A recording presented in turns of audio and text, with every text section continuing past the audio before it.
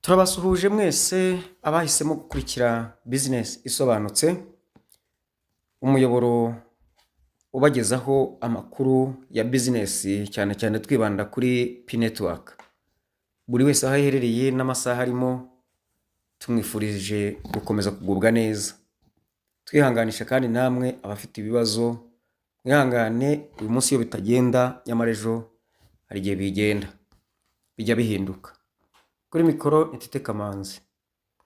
Ku makuru y'uyu munsi ya business turiho ya P network, turibanda ku bukangurambaga butatu bukenewe cyangwa se ingingo eshatu zikenewe gukorerwa ubukangurambaga mu gihe twegereje open network cyangwa se open mainnet.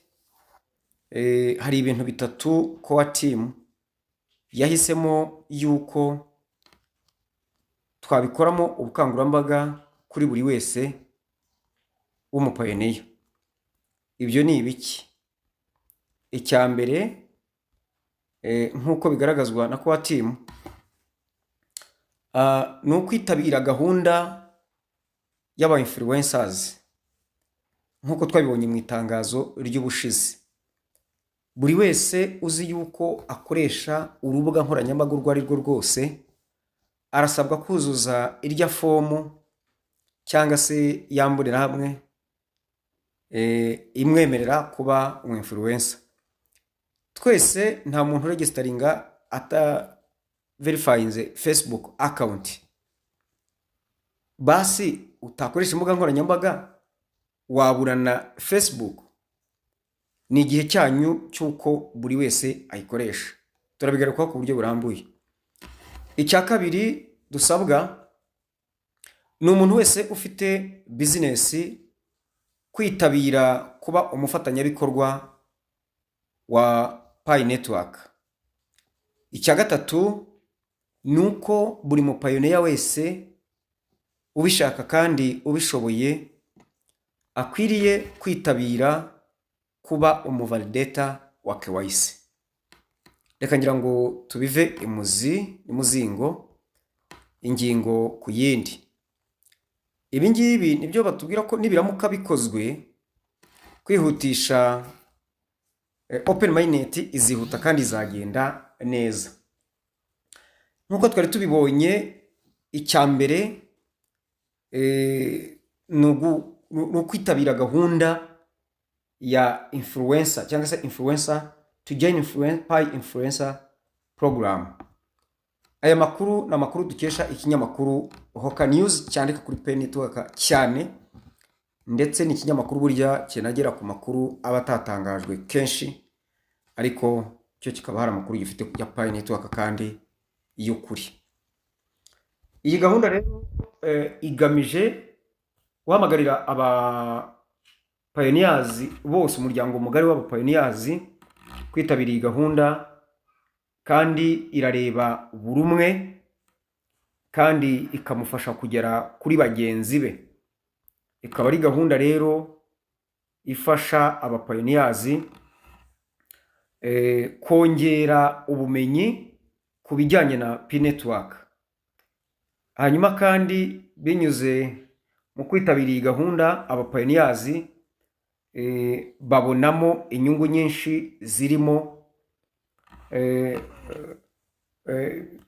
ibintu bitandukanye, harimo nko kwitabira kubaka sosiyete ngari ya P network, nk'uko bivugwa na iyo bakoranye na core team. Urumva sosiyete yacu ngari gukorana na core team tunyuze muri izo mbuga nkoranyambaga dukoresha, murumva ko iyo ni inyungu ya mbere, gushyikirana nabo.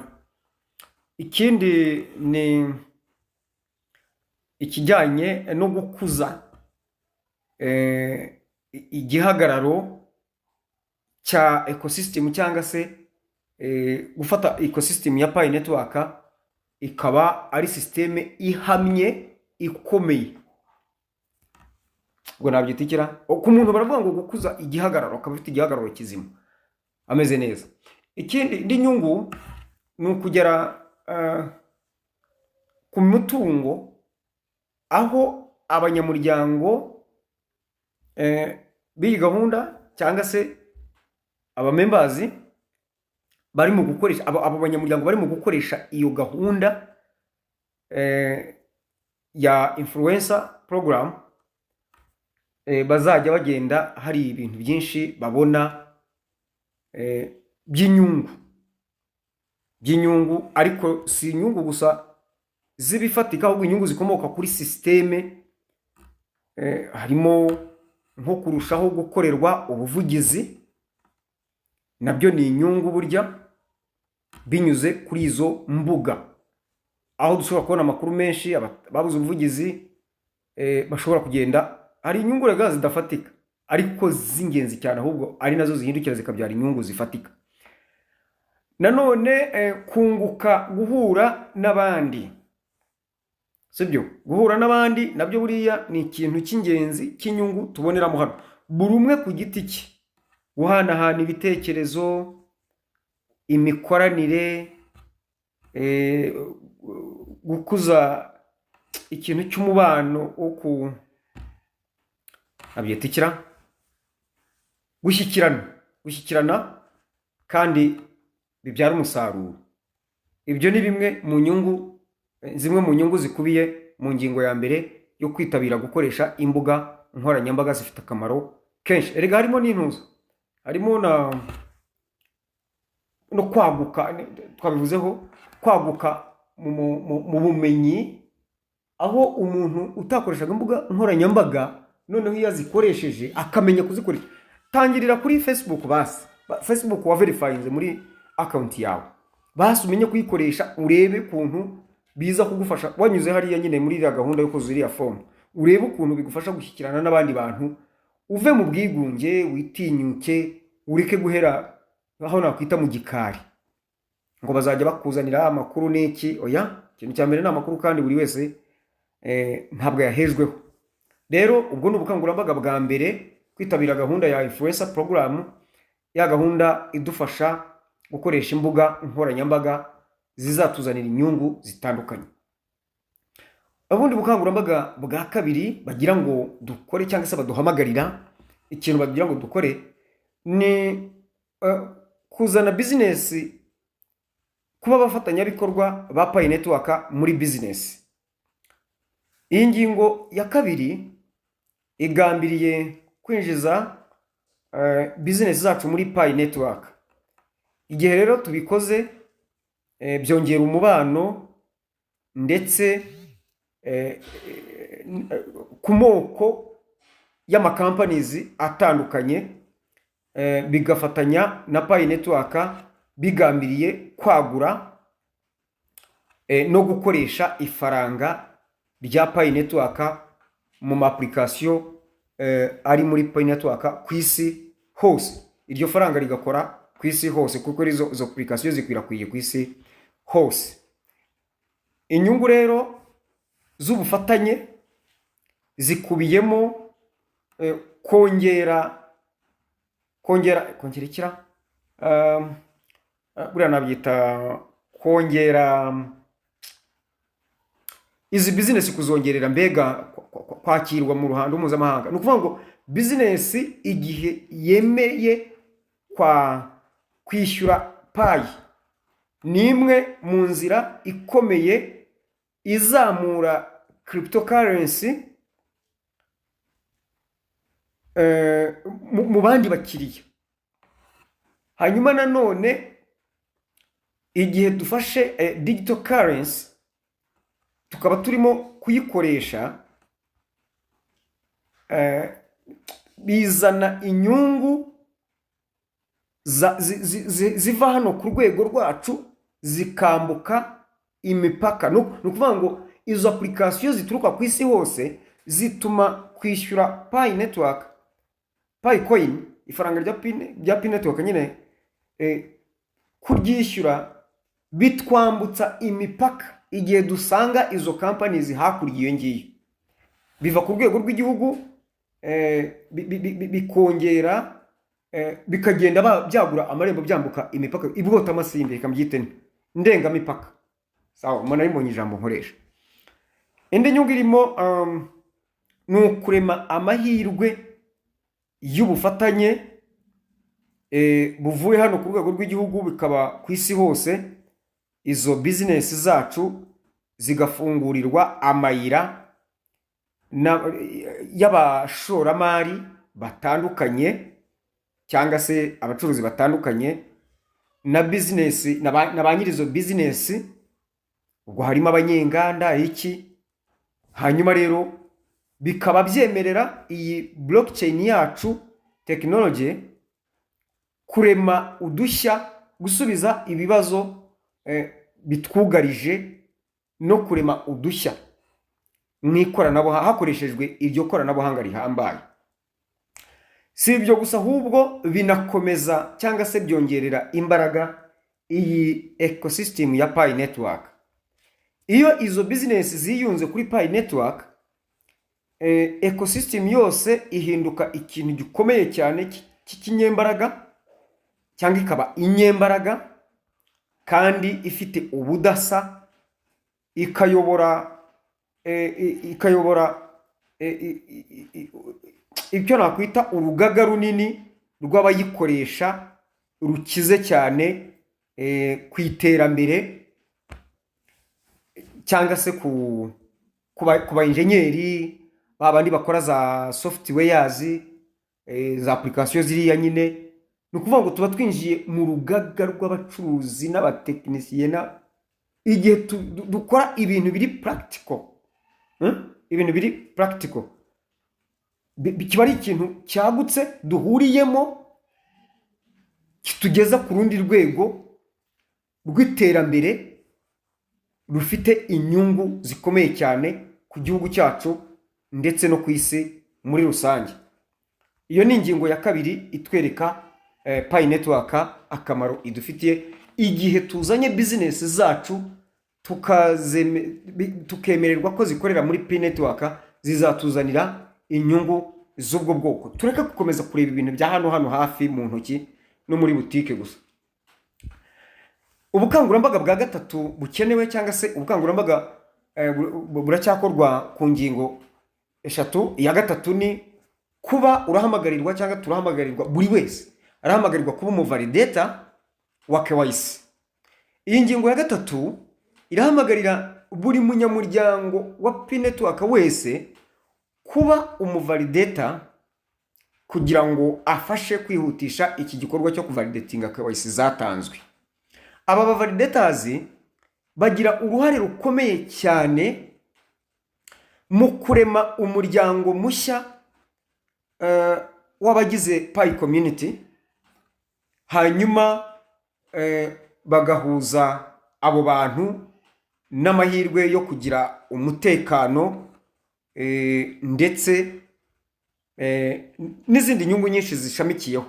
Umutekano gute? Ni ukuvuga ngo umuntu wese wamaze kuba verified,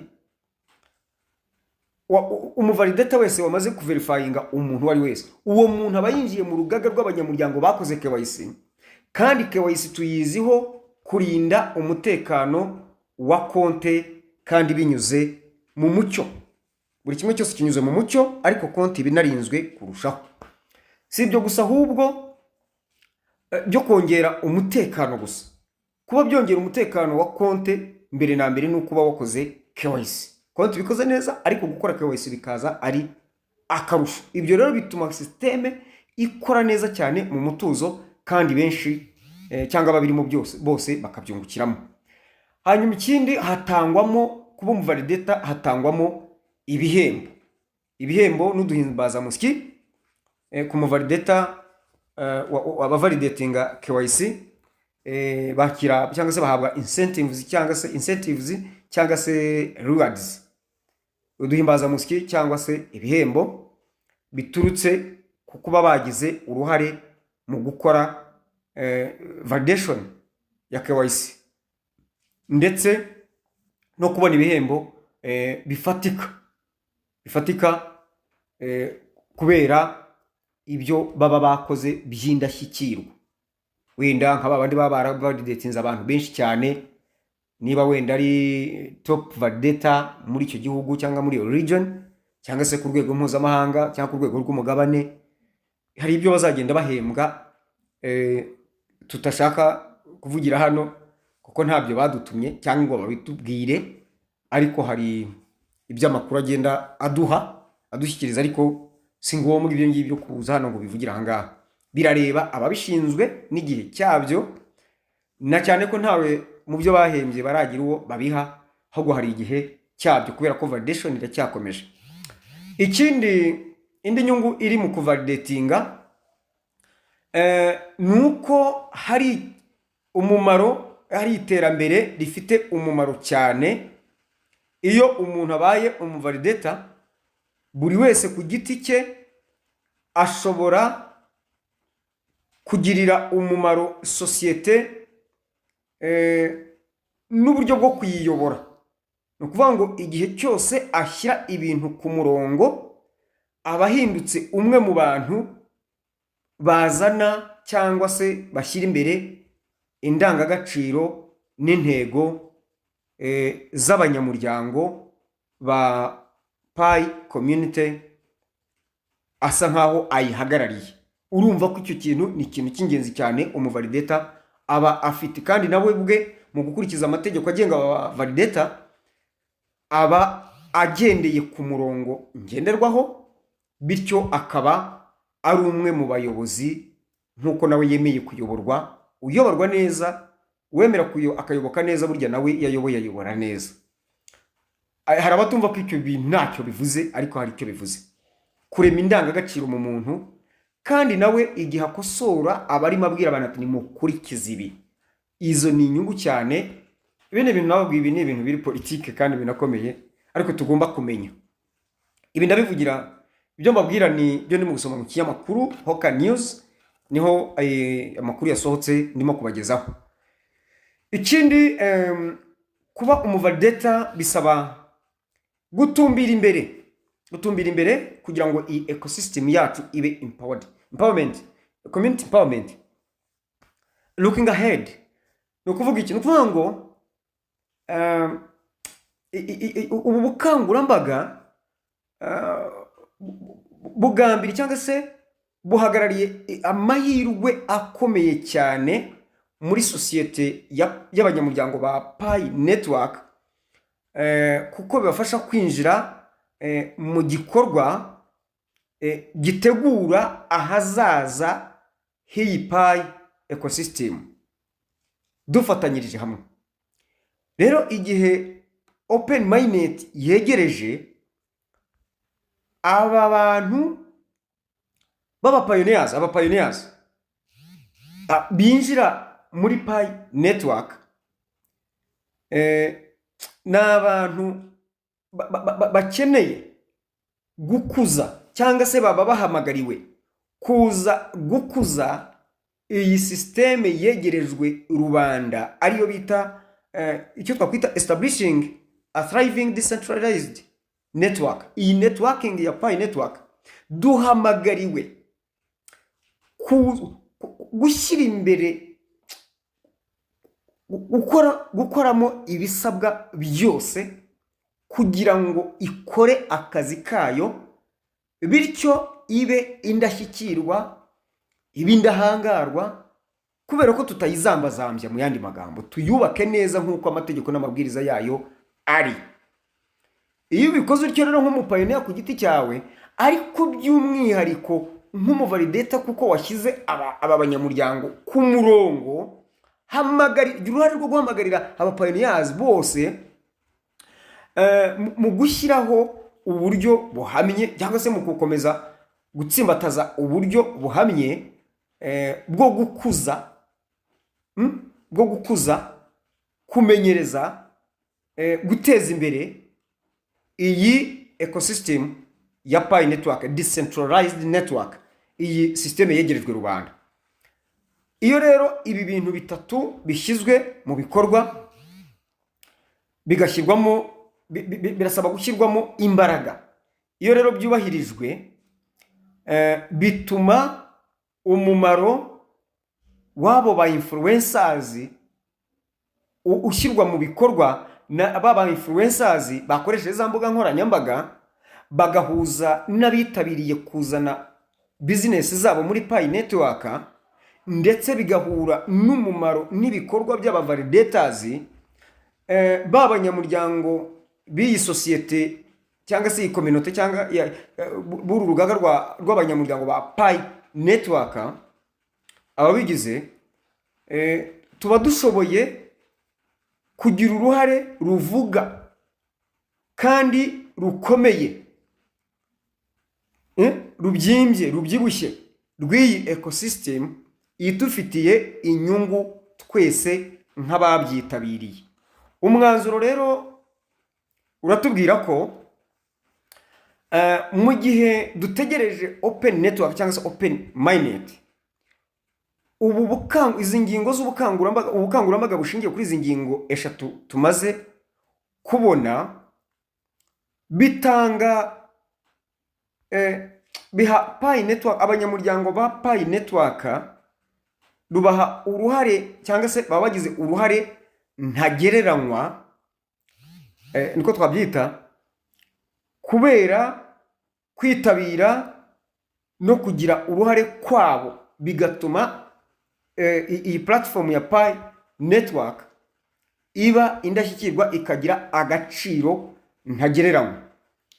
Rero bahamagariye buri muntu wese kwinjira muri iyi gahunda ya influencer program ndetse no kuzana business ze abazifite zikinjira bagafatanya na Pi Network zigakorera muri Pi Network, ariko nanone buri wese akaba umuvalidator kuko ntawe uhejwe.